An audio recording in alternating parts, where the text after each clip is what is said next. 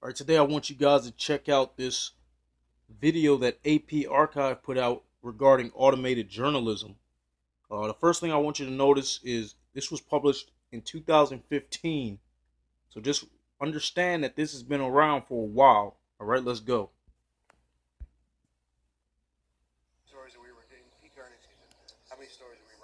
AP is partnered with Automated Insights to produce earnings stories. And essentially what Automated Insights does is it uses software to take data that would normally go into an earnings story that a person would manually write and actually have a computer write it. Okay? So she just told you as far back as 2015, they're basically taking data and feeding it to a computer to write your news. Okay? That's the first part of this. You need to understand that first, okay? She said it.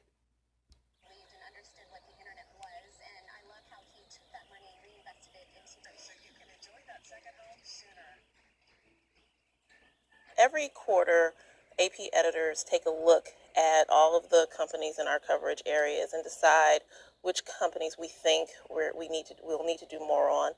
A lot of those companies are going to be the ones you would expect, like Google and Apple and General Motors, the biggest companies in the United States and across the world.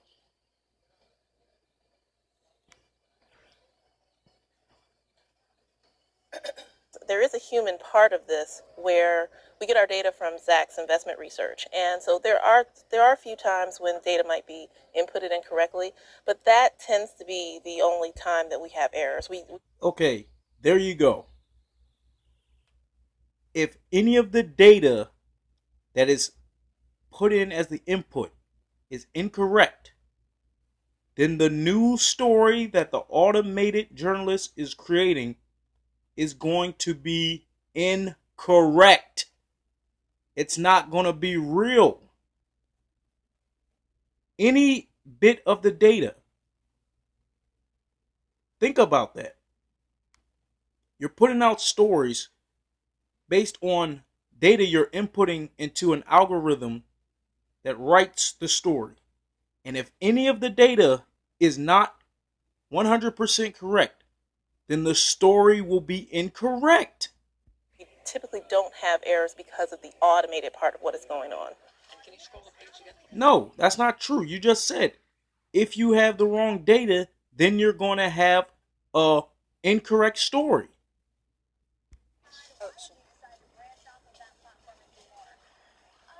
And back up.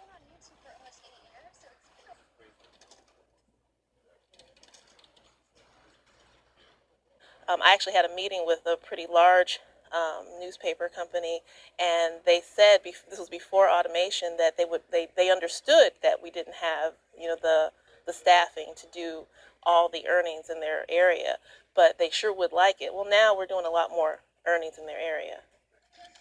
It's not about the earnings, it's about you guys using computers to fake the news. We're definitely able to spend more time working on breaking news, investigative work, and doing more nuanced stories, things that go into more detail.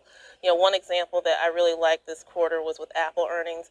We had the automated story out there that really got just the basics out, and then our reporter Brandon Bailey was able to go into a more nuanced, detailed story on iPhone sales. And so we were able to offer members the basics and then a more detailed story about what everybody wants to know about is the sale of iPhones. And don't believe that they're only using this for some earnings reports. They can put in any input. They can put the intent of the story they wish to. I've seen stories hit the wire from within a minute of the press release being out, and sometimes it can take longer. On average, we're looking at probably somewhere between 6 and 10 minutes. No accountability.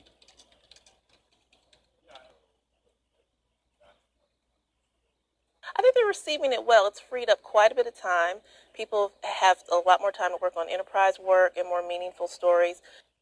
And that's not what this is about. But that's what I wanted to show y'all. Okay?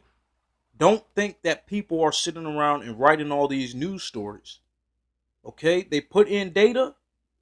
Whatever data they're collecting, whether it's true or false, they put it in And the computer writes the story. The algorithm writes the story. All right. And like I said, this was back in 2015. Let's go back. Okay. August 3rd, 2015 is when this was published. And in a future video, I'm going to show you where the technology is now. All right. So I'll catch y'all next time. Y'all take it easy.